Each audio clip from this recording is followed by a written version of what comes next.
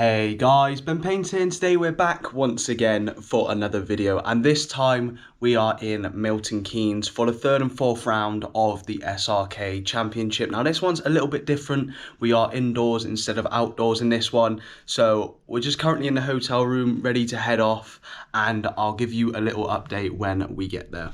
Okay then guys, so we've just turned up to Formula Fast, and I would like to say this video is going to be broken down into two separate videos. So the first video is going to be round 3 of the SRK Championship, and the consequencing video will be round 4. Now I'm going to split this up so it makes it a little bit easier, because it's going to be a very hectic day indeed. So just before we hop into the video, I would like to just give you a little rundown of the event and sort of the structure of the day. So instead of 3 heats at this one, there is 2 heats per round with a final in both. But the catch is that we will have to make 1 pit stop in each of the heats. And I believe there will be 2 pit stops in the finals as well. So we're going to see how that goes.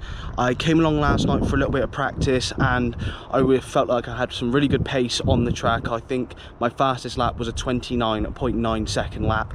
Unfortunately, the pit lane was closed, so I was unable to actually practice any of my pit stops. So let's see if that's going to be the downfall of today. However, before we jump into the footage, and we're going to jump straight into the first heat, I would like to say, if you are new here, could you please hit the subscribe button down below, as it really does help me out. And if you enjoy this video, could you also leave it a like, as I really do appreciate it. But in the meantime, let's jump into the footage and see how we get on today.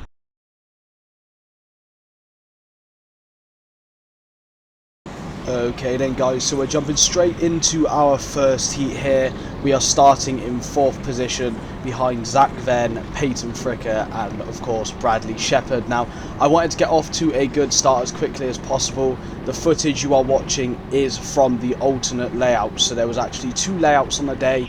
The normal layout will be shown in the next video during round 4. However, in this one, we had a brand new layout that no one had seen. No one was able to practice other than 1 lap before the race started, which I have skipped out as it was just us going around, and the green light has got underway. So we got off to a decent start here, stuck up behind Bradley Shepherd in 4th, as I mentioned. So here there was a really quick first hairpin, followed by another more rounded hairpin, another quick hairpin with the barrier, which loved to sort of alterate itself all the time, and then another swift hairpin followed by the more conventional layout. So now that we have the layout sort of down, you can see Bradley Shepherd up ahead saying let's work together and try and get through. I had a little conversation with him before, just to say I'm not really going to send it on you, I just want to work with you, try and tag along behind and become the fastest SRK 2 driver in this heat. Now we come across the line on our first lap with a 30.420. Now just for reference, the fastest lap of the day was set by Sam Slater, getting a mid 28 second lap time. So if we could get down into the 29 seconds, low 29 seconds, then that is a really good lap time for myself. So you can see here at this point we're sort of stuck up behind, not a lot of action going on, we're sort of following around in the train, and as I was starting near the front of the pack, I decided that I wanted to pit quite late. So the idea I had in my head here was to sort of follow Brad round as much as I could, and then sort of either pit as he did on the same lap if he gained enough time ahead, or even pit a lap afterwards, just so I could try and get the jump on him. He goes for a move early, I tried to follow him through, but unfortunately on this track it's quite difficult to follow through on a move. So unfortunately we're stuck down in 4th place still behind Peyton, and you can see that we're sort of not really gaining on our lap time so far. So a 30.632 hasn't even equated to our fastest lap so far, which is a 30.420. So I knew I was getting a little bit slowed up by being in this pack so far. You can see Brad sort of racing off into the distance now, so my eyes were set on trying to make a move on Peyton as quickly as possible. I knew I was a little bit quicker than him. Obviously we have the same helmet, and I could see at this point he dips himself into the pits. Now I didn't really understand why he did that, as he was holding me up quite well. However, at this point I understood that I had a little bit of breathing room to try and learn the track a little bit more, and try and hopefully catch up to Brad, and maybe try and sort of forge away towards Zach Venn, who sort of raced off in the distance. Now I didn't really have many people behind me at this point. I had a little bit of a gap myself, so 4th place wasn't too far up my chuff, so I had a bit of breathing room to try and suss out where I wanted to place the car, where I wanted to sort of hit the accelerator. But as you can see, Brad up ahead, even though I put in my fastest lap so far, 30.359, he's sort of racing away. And obviously I didn't really have the pace to race him. I'm also not in his category, so at this point I am the furthest person ahead in my category, which is SRK2. So I was really happy with this start so far, and I was just trying to forge my way ahead as much as I can, try and sort of follow some of the lines he was using just to try and get the best lap times I could. Not really maximising the track as much as I could yet, but you can see straight away with a bit more clean room and just a little bit more focus, we're down to a 30.004 second lap, which is a pretty reasonable lap. I was quite happy with this, but I knew that we had the capacity for more. You can see me overdriving the car a little bit, hitting the barrier and losing my momentum, which obviously is going to cause me to have a little bit of a slower lap and lose a bit more time to Brad. So a few mistakes there, getting on the brakes a little bit too much, losing a little bit of momentum through the big hairpin there, coming off of the big final straight as well. And obviously you can see there that is corresponding in the lap time of 30.340. So still at this point not really opposed by anyone behind. I'm sort of in a nice little gap between Brad and anyone behind me, so I knew that if I just kept getting my head down, I could see some people at this point were starting to dip into the pits, and this gave me a lot of room just to try and continually push forward. Now I wasn't really sure when I wanted to pit. I knew the longer I waited, the more momentum I could carry through into the race, the better I could go. But as you're going to see, this is sort of to my detriment later in the heat. But we come across the line now on that lap, being quite consistent at 30.071. Obviously this is still our first heat of the day, so I'm not expecting any blistering lap times, but they're still pretty respectable. But obviously they're not quite quick enough to keep up with some of the SRK1 guys. You can see me looking at the lap time board just to see if I'm putting in some decent lap times. I'm also checking to see where Peyton is. Obviously he was ahead of me before he pitted, so he's sort of the person that I'm still racing. You can see his yellow helmet sort of glimpsing on the left hand side of the screen, and now at this point we were starting to get the momentum going a little bit at 29.793 second lap so far, which I was really happy with. I was quite happy with this pace, and I knew that if I could keep carrying this on and if I could keep maintaining the gap, that I would finish with a good solid position. P3 is a very, very good position for someone in SRK2 to finish. That would give me a big bunch of points leading into the end of the race. So we're just carrying it on through here, a little bit slower there, losing a couple of attempts, making a few mistakes, back down to a 30.071 again, so akin to one of our lap times earlier in the race, and we're sort of maintaining the gap to Brad, or if anything he's sort of gained a bit of time on me, but we are gaining time on Peyton so far. So I was quite happy with this sort of position. I just wanted to keep my head down, keep going, and I was still trying to understand when to pit. Obviously I wasn't entirely sure when I was meant to pit or when I should pit.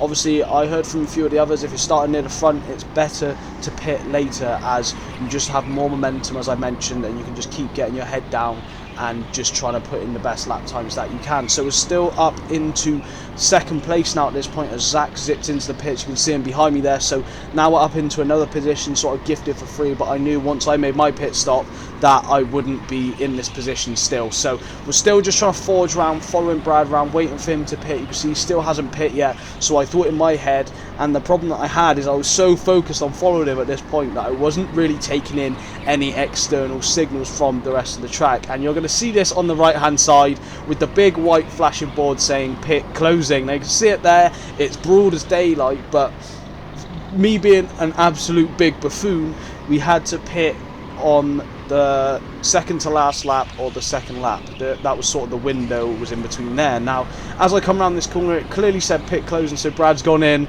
and I clearly decided that I didn't want to pit. So we are now round into first place, but unfortunately from doing this and not pitting, you see it's still on the board there, but to my detriment I didn't realise that I was meant to pit on that lap because my head was so down, so focused on just trying to follow around Brad and keep the position I was in, that I wasn't aware that the pit stop I'm about to do is completely invalid. Now by doing this, it put me down from my finishing position all the way down into last place. However, it didn't really matter because this pit stop was absolutely atrocious. You can see hitting the brakes after I've started the momentum going, it's really caused me to be really bad through gate 1. I've done exactly the same thing through gate 2, and that's led to Peyton getting an absolute gap on me of about 20 million seconds. So you can see we come across the line now on that lap of a 42.241. So our sort of pace through the pit stops was 12 to 13 seconds, which is absolutely atrocious. So we're coming round now on this lap, which I do believe is the last lap of the race. But as I mentioned, we are in P4, which is an absolutely solid result.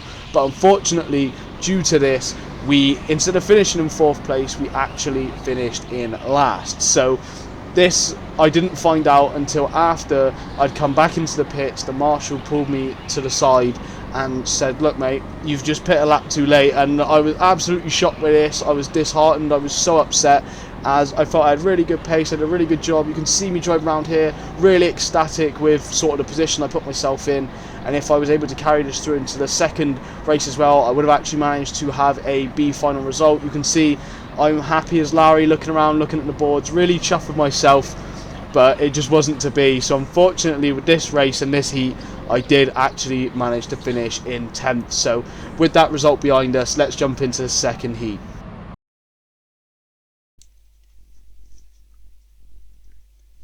So here we are then, we're jumping straight into our second heat, which was sort of a back heat. Obviously our first heat was more towards the front, so in order to counteract this, our second heat was more near the back, and you can see that we are starting in 7th position. I did have behind me Hagen and Sam Slater. Now Hagen is my teammate in SRK1, and Sam Slater, we all know who he is in SRK1 as well. So I knew I had a little bit of a rough ride behind me, so I wanted to try and maintain the position if I could, and maybe even make some moves up ahead. We also have ahead of us Charlie Summers, who's an SRK1 driver, and Russell Endine, who is also an SRK1 driver. So I knew I had my work cut out for me here, and I just wanted to try and get myself off to the best start as I possibly could. You see, caught napping a little bit there, losing a little bit of a gap to Charlie up ahead. So with no way we're going to make a move into the first corner, but instead we're just going to try and get our head down. I was up for a little bit of redemption after I heard in the first heat that I'd been kicked down to 10th, so I wanted to try and forge through the pack as quickly as I could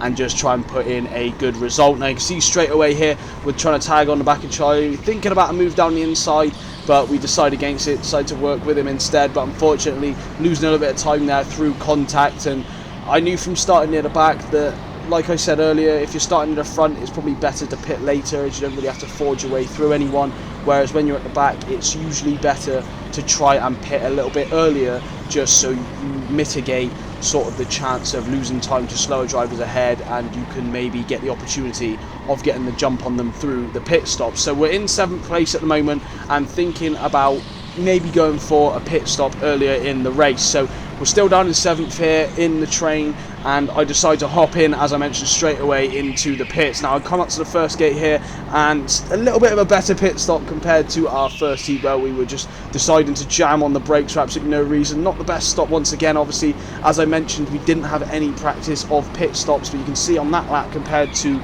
the last heat we did, we're pretty much a second quicker, so, and that was with a lot of traffic. So I knew that I did a better job that time, even though it still wasn't the best. I was still sort of learning the fundamentals of the pit stops as we were going round. So at this point I was now down in 10th position right at the back, but I knew I had a lot of clean air to try and forge my way forward and maybe try and get the jump on some of the drivers up ahead of me that were taking pit stops a little bit later. And you can see Charlie's dipped into the pits there as well. Not the best outlap from me at 30.5, so he sort of maintained his position ahead of me, and I felt on the day that I did actually have more pace than Charlie, even though he was in the category ahead of me. So you can see I'm looking over his shoulder here. I think I was putting him under a bit of pressure, and we're going down the back straight here. Obviously a little bit too far back for a move, so instead we're just going to tag along behind him. You can see he's going really wide there, and it's allowing me to catch up to the back of him and pretty much tap on his bumper to sort of say hello. You can see there on the right hand side we have a driver in the pits. We're able to gain a position there, and Sam's actually managed to jump us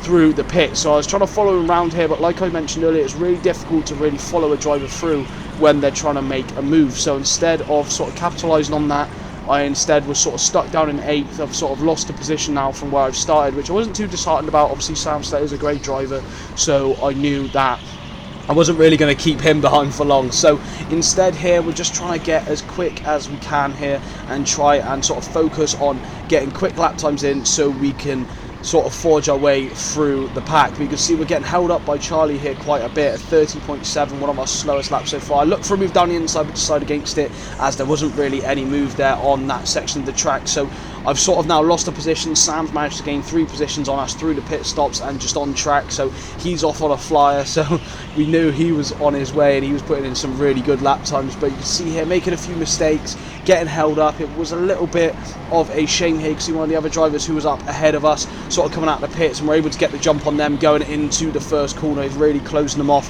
So back into the position where I started in 7th place. You can see I'm literally pushing Charlie through the corner. He's not getting very good exits here. He raised his hand a little bit, but at this point I knew that I had to make a bit of a move if I was going to make any sort of progress in this race. So I sort of slide down the inside here, make a little bit of side-by-side contact, but the move was fair and I'm up into 6th position. So now I sort of have my eyes set on the driver up ahead of me as well. So we come across the line on this lap with a 30.223, so not even akin to our fastest lap that we had in the first heat. So we're actually having a slower heat at the moment, and this is obviously detriment to being stuck in the traffic and being surrounded by some of the other drivers. So far we've managed to gain 1 position in the race, which I was quite happy with, but I wanted to try and get some more if I could. And you can see the driver going really wide here, really not making use of sort of tagging on to the near lines of the track. And I didn't realise that that driver actually had an invalid pit stop, so this gave me a free position up into 5th place. So now I had a bit of clean air now to try and push my way forward and catch up to Sam Slater if I could, but I knew that wasn't happening. So I realised at this point that I'd sort of succumbed to 5th position, and I was also gaining a little bit of a gap to the drivers behind me. So I knew at this point that 5th was sort of in my head secured almost. So I was just trying to go round sort of at a steady pace, not trying to do anything too drastic, sort of make some mistakes. You can see we've come across the line already with a 29.936 second lap, which is sort of matching our fastest lap from the first heat. So we've learnt the track a little bit better now, and we're taking some better lines, and we've managed to gain 2 positions throughout this race, which I was really happy with. I can see James Wiltshire up ahead of me. He's one of the top drivers on paper in the category at the moment. I think he's in 5th position in SRK2, so I knew that if I could catch up to him, I'd be showing some really good pace here. So I sort of decided at this point that I wanted to get my head down and try and put in some quick lap times. You can see that's reflected straight away, 29.656 second lap. Really happy with that one, and now we're just trying to build on that and try and close down the gap. But obviously at this point we were definitely over halfway through the heat, so I knew that if I was going to do anything, he would probably have to make a mistake, because he was a very big gap ahead of me, and the only way I was going to be making any sort of moves is if I was getting down into the low 29 second laps. So we're going to try and push on and see where we can end up. So we come across the line on this lap with a 30.187, so clearly the complete opposite of what I just said, and instead making a few mistakes, hitting the barriers a little bit, losing momentum, and that is causing me to sort of lose time to James up ahead. You can see there on the right hand side as we came through the hairpin sections that the pit would close in, so I knew that this was probably the second to last lap now at this point.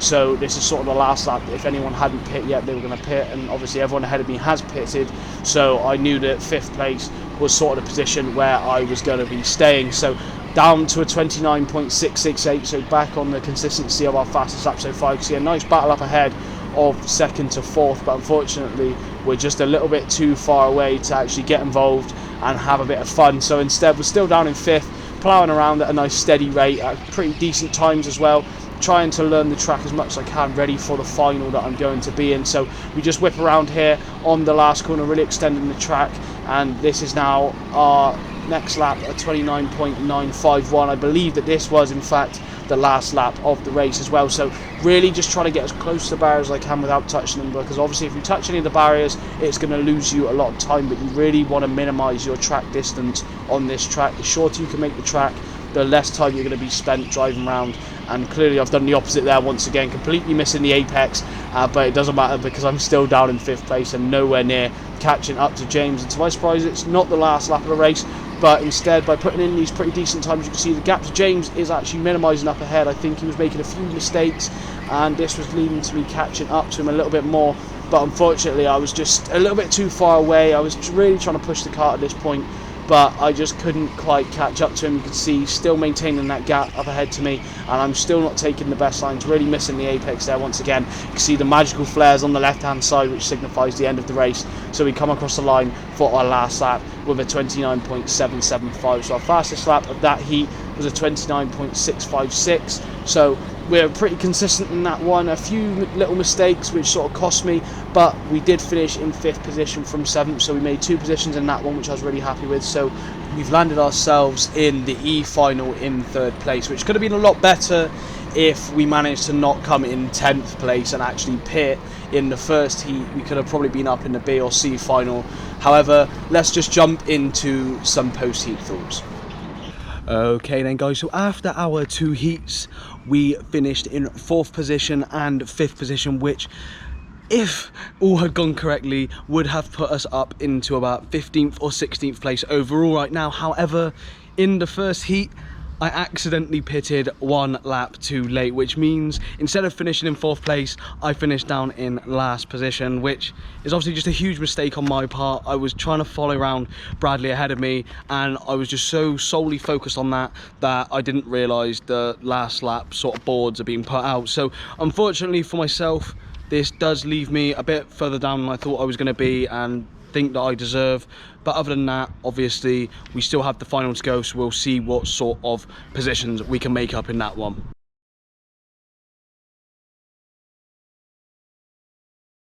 As I've mentioned then guys, we're jumping straight into the E final race here, and we're starting in 3rd position. Obviously not too happy to be starting down in this final. I think that we had the ability and the pace to be up in the C final at least, but we had to make the most of what we got. Obviously during this one, as there's such low time constraints, there was no promotion if you finished in 1st place for this one. So up in 1st place we have Jeff Fricker, 2nd place is Tom Seabrook, who I think also had a little bit of a rotter of a 1st round. I believe behind me was also Oliver Baiani, who was also an SRK1 driver that didn't have the best 3rd round. So we're just coming up to the green light here and we're about to get underway. So at this point I just really wanted to try and forge through as quickly as I could. Obviously starting near the front, I mentioned before, we want to plan on pitting as late as possible and try and make our way through. You can see Tom goes for a really good move down the inside of Jeff there, caught him absolutely napping, and I tried to follow him through, but unfortunately, as I mentioned again, in a really tight section of the track, it's just not really going to happen. So we're down in 3rd place. I knew Tom had a lot of pace here, so I knew he was going to race off into the distance, but so I had to try and make a move on Jeff as quickly as I could. And you can see he's braking all over the place here, giving him a few bumps. Really sorry, Jeff. And we come into the 1st corner here, and as he does, he just, his car really brakes a lot. I tried to let him back through, but I was getting forced through, so unfortunately I ended up spinning Jeff round, and I want to apologise to you, Jeff. I really didn't know where to go in that situation, and I felt really bad for it. So you see me looking over my shoulder, I did feel really guilty about that one, and I was reprimanded accordingly. As we come round, you can see on the left hand side a contact warning. I did in fact receive a 2-place penalty at the end of the race. So at this point I knew it was a warning. I wasn't aware that it was a 2-place penalty at this point. Obviously it wasn't a completely malicious takeout, but obviously I have sort of spun him round and caused him to lose a position or 2. So I knew at this point that I was going to be in some sort of trouble, so I was just trying to get my head down and catch up to Tom as quickly as I could. Obviously in 2nd place I knew I had some decent pace, and I also knew that Tom had some decent pace, and I also had Oliver Baiani sort of racing up behind me as well, so I knew he had good pace. So I had to try and put in the best laps I could just to try and sort of escape the wrath of Oliver behind me. So really trying to get as tight as I can to each of the apexes here, trying to minimise the slide in from the car, because if you slide out the back end at this track, you're going to lose all your momentum, and that's just going to hamper your lap time. Obviously every 10th really matters here, with the racing being as close as it was. Every 10th matters. So getting closer this time into the last sort of hairpin, I sort of sussed it out now at this point, looking over my shoulder once again, and we come across the line with 29.705, so right on sort of the top pace that I've been on in my heat so far. So I was really happy with this pace, and I was sort of maintaining the sort of gap to Tom up ahead, Tom Seabrook. So I knew that if I wanted to catch up with him, I was really going to have to put in some monster lap times. You can see on the board on the left as we're going through, he has purple lap time so far, so I knew he was the fastest man on track, and even though I'm putting in some decent laps, I'm still not catching up to him. So I knew I had to put the pace on a little bit more, try and push a little bit harder. But as you can see from my footage, I'm getting pressured by Oliver Baiani quite a lot, so unfortunately this has caused me to be a little bit thrown off, and it's caused me to make a few mistakes. So a 29.942 on that lap. And again, looking over my shoulder, you can't see him, but he's really there. He's right up behind me. So I didn't want to let him pass, because I knew once he was going to get past as well, he was going to race off. So again, making a little bit of a mistake into the big hairpin there, and just getting sort of shunted through the corners. You can see from my camera shaking so much. And we come across the line again with a 30.002 second lap. So really not on the pace that I want to be, and I knew at this point I was sort of stuck in second place. I wasn't really losing time to Oliver behind me. He was sort of pressuring me, but he wasn't looking for a move past, and Tom was just sort of opening up that gap ahead of me. So I knew that I had to keep my head focused and just really hope and rely that I got some sort of luck towards the end of the race. So I decided at this point to sort of mitigate the failure of the pit stop I had in the first round, to try and dive in a little bit earlier and hope that Oliver could catch up to Tom and cause a bit of a commotion. You can see again a really slow pit stop, not really maximising any of the sort of things I was doing, and you can see Oliver there give me a little thumbs up as he goes past. A little bit cheeky. At the time I thought this was a bit of a rude gesture. I didn't know that he was just playing up for the camera. So at this point, this sort of really urged me on to try and catch him up. I wasn't having any of it. You can see that is our fastest lap under pit stop so far, 41.075. So getting better at the pit stops throughout the day,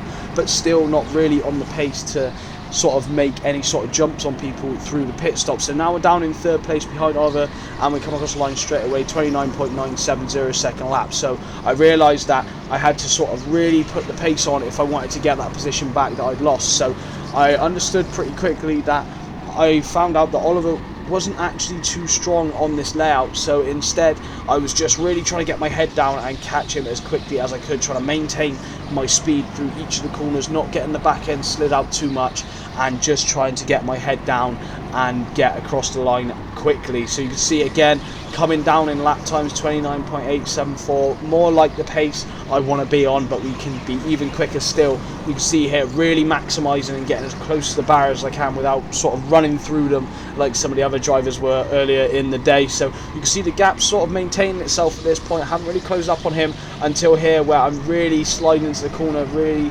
trying to maximise my entry speed as well as my exit speed here, but we are actually minimising that gap now to Ollie up ahead, and we come across the line there with our fastest lap on this alternate layout at 29.368, which I was really happy with. I said a low 29 would be a very good lap time, and you can see it sort of showing in the distance between me and Oliver up ahead. So he's actually now closed up to me quite a bit, which I was really happy with. I felt that I had some really strong pace, and as I said, from his little thumbs up, that just only urged me to try and catch him and even make an overtake if I was able to get close enough. Now obviously the finals are usually a little bit longer than the heats, so I knew I had a little bit more time to just keep being as consistent as I could be. So again, our second fastest lap of the day so far, 29.503. So I knew at this point I was really on for some pretty good pace. So here we go once again, really closing up a little bit, not quite close up enough to really look for any sort of move, but I knew at this point as well the driver ahead of him was a back marker. So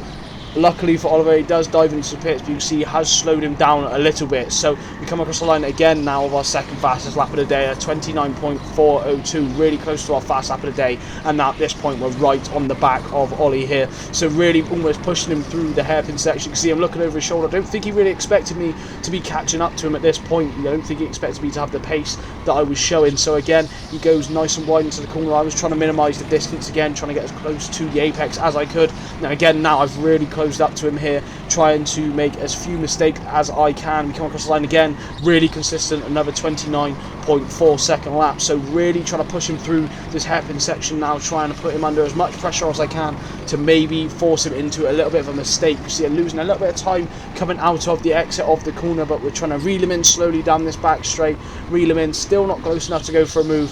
So instead we had to bide our time and wait for another lap to sort of cross. So we're coming around again through the last corner here, trying to just maintain the speed through the mid corner. As I mentioned, that lap was a little bit slower, 29.744. You can see Ollie's getting a little bit scruffy now at this point, and this is only allowing me to get closer and closer almost pushing him once again, glued to the back of his cart now at this point. And as I was this close, I thought in my head, it's got to be time to go for a move. It's got to be now or never. And you can see here, he stays quite wide, and I go for a really big lunge down the inside, and actually managed to park the cart right in front of him. He had nowhere to go, and that actually was probably the best move I made on the day, up into second place, perfectly executed. The only contact was him going into the back of me, and that was actually still, even with that lack of momentum there, one of our better laps of the day, a 29.620 second lap. And obviously the driver ahead isn't Tom Seabrook, so now we've realised that if we want first, we're going to have to keep this momentum up. Obviously I was expecting Ollie behind me to sort of make a reply, but luckily for myself, I was able to maintain that bit of a gap and able to actually start to forge a bit of a gap on him. I think he started to make a few more mistakes trying to overdrive the kart to catch up to me, and if you actually saw on the right hand side here, a bit of luck started to go my way. You can see invalid lap for kart number 13, and kart number 13 was in fact Tom Seabrook up ahead of me. It says pit's closing as well, so I knew that he had to pit on this lap, so I knew at this point I was technically in first position, which I really didn't expect to happen. Obviously I could see Tom had a bit more pace than me on this layout, but as luck's actually managed to go our way here, you can see he dips into the pits, and this hands me first position, which I couldn't actually believe at this point. So I was really happy with this, 29.406, getting right down to our fastest lap time of the day once again. And now I'm really just trying to push ahead and maintain the gap that I've made to Ollie behind me. You can see just trying to keep the momentum through the corner. You can see Aidan, who my Vatici teammate, has now moved up into third position as well. So a pretty decent result here now in this final. Obviously not a decent result overall, but in terms of the final, it's a decent result for the team. So we're coming around on the last few corners here, and we're going to come across the line on this lap with a 29.645. so still not quite quick enough, but it's quick enough for us to maintain the gap ahead of the drivers behind me. So I was really happy with this pace, I was really happy with my performance here, and now I was just really willing to bring the kart home. Now, as I mentioned, I was unaware that I had been given a 2-place penalty at this point, so in my head I was in first place. I was loving life once again, but my dreams were about to become absolutely crushed after I came off the track. You can see we come across the line there on the last lap. The flares go up with a 29.798 second lap. I was really happy with that at this point.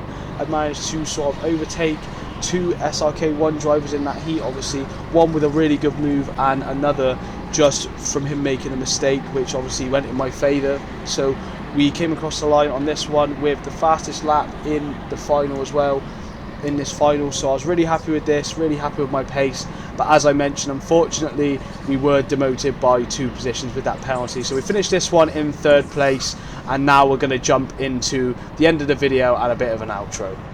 Okay then guys, so we've just finished off our race in the E final. We started in third place, and as we went through, we lost a little bit of time during the pit stops. That's something I'm really gonna have to work on for the second round sort of this afternoon, and we were able to gain it back right at the end by finishing in first place. However, due to the first lap contact, we do in fact receive a 2-place penalty. So unfortunately I started where I finished off in that one, and that meant that I finished in third position. So we're just going to leave this one here. I'm going to leave sort of the positions for this race where I finished and overall standings up on the screen now.